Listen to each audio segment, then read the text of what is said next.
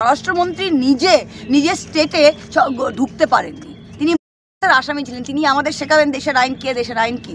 হ্যাঁ, পশ্চিমবঙ্গ থেকে আমি কোর্টে গিয়েছি এবং আপনারা জানেন যে আমাদের সরকার এবং তৃণমূল কংগ্রেস প্রথম দিন থেকেই আমরা ওয়াকফ আইনের অ্যামেন্ডমেন্টের খুবই তীব্র বিরোধিতা করেছিলাম এবং এই সুপ্রিম কোর্টের আজকে যেটা সুপ্রিম কোর্ট বলেছে আপনারা জানেন যে এটা আমি মনে করি এটা খুব বড় জয়ের পথে। কারণ অন্তর্বর্তী স্থগিতাদেশ যেটা চিফ জাস্টিস যেটা মাননীয় প্রধান বিচারপতি বলেছেন যে তিনি যেই অন্তর্বর্তী স্থগিতাদেশটা দিতে চলেছেন তার মধ্যে তিনটে মেইন পয়েন্ট আছে।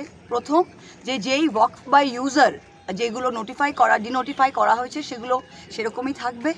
সেকেন্ড হচ্ছে যে কোনো স্টেটে কোনো জায়গায় কোনো ডিস্ট্রিক্ট কালেক্টর বা ডিস্ট্রিক্ট ম্যাজিস্ট্রেট কোনো প্রপার্টির যেটা ডিসপিউট আছে, ওয়াকফ সম্পত্তির ডিসপিউট আছে, সেটা সরকারিভাবে কিন্তু সেটাকে অধিগ্রহণ করা যাবে না। যাচাই ইনকোয়ারি করতে পারে ডিএম বা ডিস্ট্রিক্ট কালেক্টর, কিন্তু সেটা প্রপার্টিকে নেওয়া যাবে না। তাই ওয়াকফের সম্পত্তি হড়পে নেবে সরকার, এটা স্থগিতাদেশ রয়েছে। 3 নম্বর যেটা আইনটা এনেছিল যে সেন্ট্রাল ওয়াকফ কাউন্সিলে ধরুন 22টা মেম্বার আছে, নতুন সংশোধনী আইনটা কি করলো, ওরা 22টা মেম্বারের মধ্যে বলল 10 জন মুসলমান থাকবেন এবং 12 জন অমুসলমান রাখতে পারেন। তার মানে মেজরিটি সংখ্যাগরিষ্ঠতা অমুসলমানদেরই থাকবে।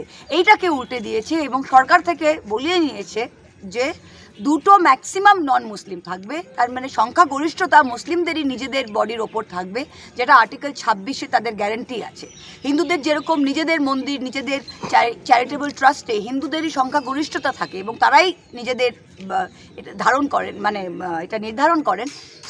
এই 3টে পয়েন্টের স্থগিতাদেশ আমরা পেতে চলেছি, যেটা প্রধান বিচারপতি বললেন। তো আমরা এটা ভেরি ভেরি গুড নিউজ। এটা প্রথমবার একটা কনস্টিটিউশনাল কোর্ট, যেটা সুপ্রিম কোর্ট, সর্বোচ্চ ন্যায়ালয়, পার্লামেন্টের এই অ্যাক্ট, যেটা পুরো আমরা তো প্রেজেন্ট ছিলাম, লোকে বলছে পার্লামেন্টে পাশ হয়েছে। পার্লামেন্টে কিভাবে পাশ হয়েছে আমরাও জানি যে কিভাবে তাদের সংখ্যাগরিষ্ঠতাকে ইউজ করে কিভাবে টিডিপিকে, কিভাবে জেডিইউকে মানে একেবারে হাতের মুঠোয় করে ঘাড় মুচড়ে কীভাবে এই আইনটা আনা হয়েছিল এবং খুব স্লিম মেজরিটিতে আইনটা হয়। 288 বনাম 232, 50 ভোটের ফারাক, মানে 25টা ভোট এদিক ওদিক হলে কিন্তু ওদের পক্ষে যেত না। তাই আজকে আমরা খুব খুশি যে আমি এবং অন্যরা সবাই কোর্টে গিয়েছিলাম এবং তৃণমূল কংগ্রেস, আমাদের মমতা ব্যানার্জি সবসময়ই আমরা রয়েছি যে জাস্টিসের সাথে। আমি মনে করি এটা খুব বড় আজকে আমাদের দিকে জয়। স্বরাষ্ট্রমন্ত্রী নিজের স্টেটে ঢুকতে পারেননি, তিনি আসামি ছিলেন, তিনি আমাদের শেখাবেন দেশের আইন কে, দেশের আইন কি। হ্যাঁ, পশ্চিমবঙ্গ থেকে আমি কোর্টে গিয়েছি এবং আপনারা জানেন যে আমাদের সরকার এবং তৃণমূল কংগ্রেস প্রথম দিন থেকেই আমরা ওয়াকফ আইনের অ্যামেন্ডমেন্টের খুবই তীব্র বিরোধিতা করেছিলাম এবং এই সুপ্রিম কোর্টের আজকে যেটা সুপ্রিম কোর্ট বলেছে আপনারা জানেন যে এটা আমি মনে করি এটা খুব বড় জয়ের পথে। কারণ অন্তর্বর্তী স্থগিতাদেশ যেটা চিফ জাস্টিস যেটা মাননীয় প্রধান বিচারপতি বলেছেন যে তিনি যেই অন্তর্বর্তী স্থগিতাদেশটা দিতে চলেছেন তার মধ্যে 3টে মেইন পয়েন্ট আছে। প্রথম, যেই ওয়াকফ বাই ইউজার যেগুলো ডিনোটিফাই করা হয়েছে সেগুলো সেরকমই থাকবে।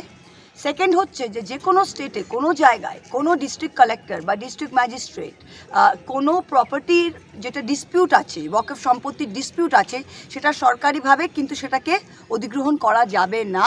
যাচাই ইনকোয়ারি করতে পারে ডিএম বা ডিস্ট্রিক্ট কালেক্টর, কিন্তু সেটা প্রপার্টিকে নেওয়া যাবে না। তাই ওয়াকফের সম্পত্তি হড়পে নেবে সরকার, এটা স্থগিতাদেশ রয়েছে। 3 নম্বর যেটা আইনটা এনেছিল যে সেন্ট্রাল ওয়াকফ কাউন্সিলে ধরুন 22টা মেম্বার আছে, নতুন সংশোধনী আইনটা কি করলো, ওরা 22টা মেম্বারের মধ্যে বলল 10 জন মুসলমান থাকবেন এবং 12 জন অমুসলমান রাখতে পারেন। তার মানে মেজরিটি সংখ্যাগরিষ্ঠতা অমুসলমানদেরই থাকবে। এইটাকে উল্টে দিয়েছে এবং সরকার থেকে বলিয়ে নিয়েছে যে দুটো ম্যাক্সিমাম নন মুসলিম থাকবে। তার মানে সংখ্যাগরিষ্ঠতা মুসলিমদেরই নিজেদের বডির ওপর থাকবে, যেটা আর্টিকেল 26-এ তাদের গ্যারান্টি আছে। হিন্দুদের যেরকম নিজেদের মন্দির, নিজেদের চ্যারিটেবল ট্রাস্টে হিন্দুদেরই সংখ্যাগরিষ্ঠতা থাকে এবং তারাই নিজেদের এটা এটা নির্ধারণ করেন। এই 3টে পয়েন্টের স্থগিতাদেশ আমরা পেতে চলেছি, যেটা প্রধান বিচারপতি বললেন।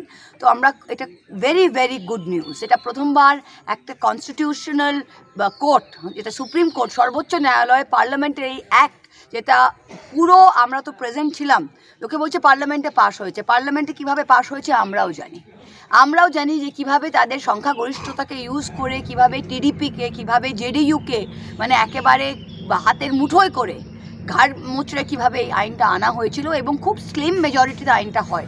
288 বনাম 232, 50 ভোটের ফারাক, মানে 25টা ভোট এদিক ওদিক হলে কিন্তু ওদের পক্ষে যেত না।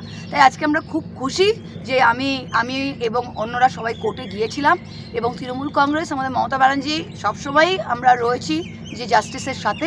আমি মনে করি এটা খুব বড় আজকে আমাদের দিকে জয়। স্বরাষ্ট্রমন্ত্রী নিজের স্টেটে ঢুকতে পারেননি, তিনি আসামি ছিলেন, তিনি আমাদের শেখাবেন দেশের আইন কে, দেশের আইন কি।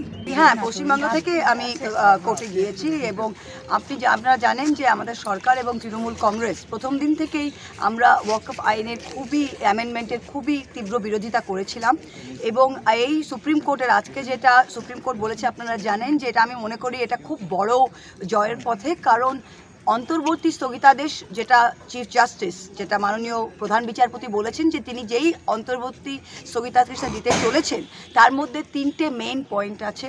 প্রথম, যেই ওয়াকফ বাই ইউজার যেগুলো ডিনোটিফাই করা হয়েছে সেগুলো সেরকমই থাকবে।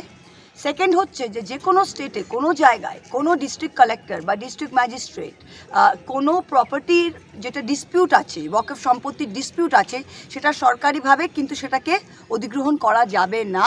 যাচাই ইনকোয়ারি করতে পারে ডিএম বা ডিস্ট্রিক্ট কালেক্টর, কিন্তু সেটা প্রপার্টিকে নেওয়া যাবে না। তাই ওয়াকফের সম্পত্তি হড়পে নেবে সরকার, এটা স্থগিতাদেশ রয়েছে। 3 নম্বর যেটা আইনটা এনেছিল যে সেন্ট্রাল ওয়াকফ কাউন্সিলে ধরুন 22টা মেম্বার আছে, নতুন সংশোধনী আইনটা কি করলো, ওরা 22টা মেম্বারের মধ্যে বলল 10 জন মুসলমান থাকবেন এবং 12 জন অমুসলমান রাখতে পারেন। তার মানে মেজরিটি, সংখ্যাগরিষ্ঠতা অমুসলমানদেরই থাকবে। এইটাকে উল্টে দিয়েছে এবং সরকার থেকে বলিয়ে নিয়েছে যে 2টো ম্যাক্সিমাম নন মুসলিম থাকবে। তার মানে সংখ্যাগরিষ্ঠতা মুসলিমদেরই নিজেদের বডির ওপর থাকবে, যেটা আর্টিকেল 26-এ তাদের গ্যারান্টি আছে। হিন্দুদের যেরকম নিজেদের মন্দির, নিজেদের চ্যারিটেবল ট্রাস্টে হিন্দুদেরই সংখ্যাগরিষ্ঠতা থাকে এবং তারাই নিজেদের এটা ধারণ করেন, মানে এটা নির্ধারণ করেন। এই 3টে পয়েন্টের স্থগিতাদেশ আমরা পেতে চলেছি, যেটা প্রধান বিচারপতি বললেন। তো আমরা এটা ভেরি গুড নিউজ। এটা প্রথমবার একটা কনস্টিটিউশনাল কোর্ট, যেটা সুপ্রিম কোর্ট, সর্বোচ্চ ন্যায়ালয়, পার্লামেন্টের এই অ্যাক্ট, যেটা পুরো আমরা তো প্রেজেন্ট ছিলাম, লোকে বলছে পার্লামেন্টে পাশ হয়েছে। পার্লামেন্টে কিভাবে পাশ হয়েছে আমরাও জানি যে কিভাবে তাদের সংখ্যাগরিষ্ঠতাকে ইউজ করে কিভাবে টিডিপিকে, কিভাবে জেডিইউকে মানে একেবারে হাতের মুঠোয় করে ঘাড় মুচড়ে কীভাবে এই আইনটা আনা হয়েছিল এবং খুব স্লিম মেজরিটিতে আইনটা হয়। 288 বনাম 232, 50 ভোটের ফারাক, মানে 25টা ভোট এদিক ওদিক হলে কিন্তু ওদের পক্ষে যেত না। তাই আজকে আমরা খুব খুশি যে আমি এবং অন্যরা সবাই কোর্টে গিয়েছিলাম এবং তৃণমূল কংগ্রেস, আমাদের মমতা ব্যানার্জি সবসময়ই আমরা রয়েছি যে জাস্টিসের সাথে।